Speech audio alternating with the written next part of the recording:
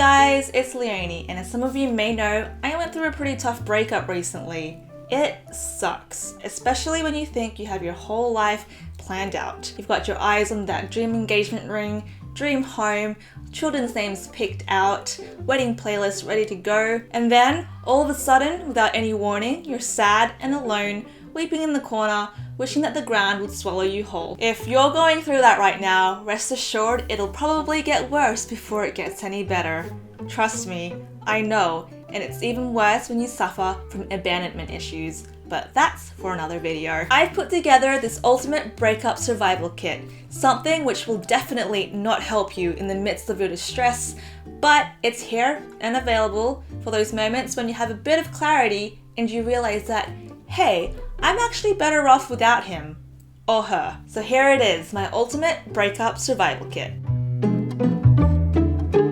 So the first thing you're going to need in your kit is friends and family. Hard if you're a bit of a loner, such as myself. But you'd be surprised by how many people actually do care about you if you just reach out and ask for their support. Friends and family are great for those tough times in your life. They'll take you out, get you food, watch you cry and scream, clean up your snot, and they won't judge you for the fact that you haven't showered for over a month.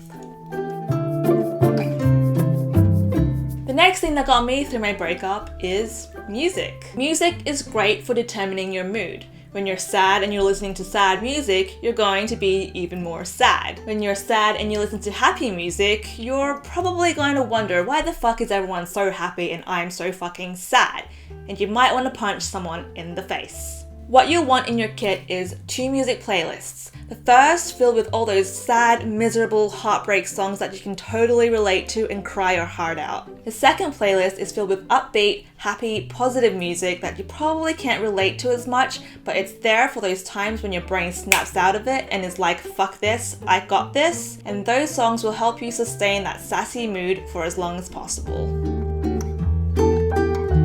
The last thing you probably want to do when you're going through a breakup is to go out and live a fulfilling life. Mostly because all of your energy has been spent and depleted on this thing called feels. Emotions take a lot out of you. Which is why passive activities are really important to help you get through those days. So, books, movies, TV shows, YouTube, all great. Just be sure to mix up the genres because laying in bed watching rom-coms for a month straight will probably make you very sad and very salty. You will eventually become a vegetable if you lay in bed for a month straight. So we need to put some non-passive activities into the mix. It can be the smallest thing like having a bath, putting on makeup, lighting a candle. If you're lucky, something might come up that will force you to go out and be a normal human being, like an interview for your dream job. It can happen, and when it does, it will take a whole lot out of you because you've literally just spent a month in bed channeling your inner wooden plank. Small things like walking will feel completely foreign, let alone trying to use that brain of yours to sell yourself as the best candidate for your dream job. So, start small. Take a bath. Your friends and family will definitely appreciate you for it. Your relationship with food can go one of 2 ways. You'll either have absolutely no appetite at all, or you'll be binging your heart out. For me, it was a mixture of both. I spent several days without eating anything substantial, but it was also probably just me being super stubborn and wanting to nurture my suffering. But after days of starvation, I would go on a bender and down burgers left, right and center until I threw up, and then the cycle would repeat itself. I definitely do not suggest this. Please learn from my mistakes. Eat healthy. It can be something super simple, super easy. It doesn't have to be big meals. Don't forget to drink lots of water because those tears, they don't come from nowhere.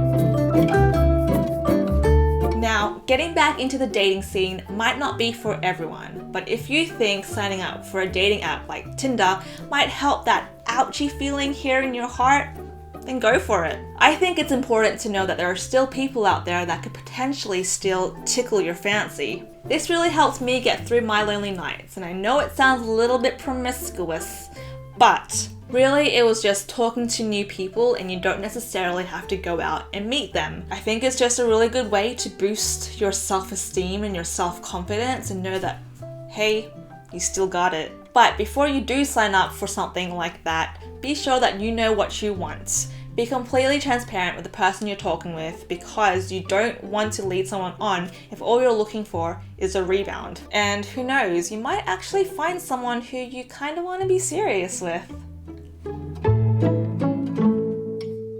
Lastly, we've got to sprinkle some self-love into that kit. When you go through a breakup, your self-esteem has probably taken a huge hit. You might find that you don't really know who you are anymore. A lot of your identity might have been tied up to the other person. You might be questioning what's wrong with you, whether anyone will ever love you again, or if you're just completely unlovable. Self-love is a very hard thing to do. It's harder than all the other things that I've mentioned, and it's something that I'm still struggling with. I think the first step to self-love is completely accepting that you feel a certain way. Accepting it and not judging yourself for it, and not being ashamed of it. Because that's how I felt, ashamed. And it was just a perpetual cycle of self-loathe and self-hate that did not help me at all. So allow yourself to cry. Allow yourself to be heartbroken. Don't beat yourself up for not being at your best, but also know that you deserve to be loved.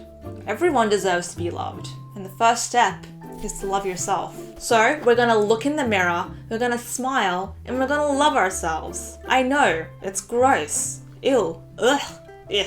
But just do it. So there we go. Leonie's ultimate breakup survival kit. I'm probably the last person you want to ask for advice when it comes to breakups, but this is just from my experience, so hopefully this will help whoever is out there that might be going through the same predicament. Also, I just want to say thanks to everyone who had to deal with my miserable posts during my own breakup, and for, just writing me some messages of support and helping me to get through what was a really tough time in my life. If you guys have any other tips on how to survive a breakup, please leave them in the comments. Sharing is caring. Thank you guys for watching this video. I hope you guys are having a lovely day. As always, we say, Captain Martin.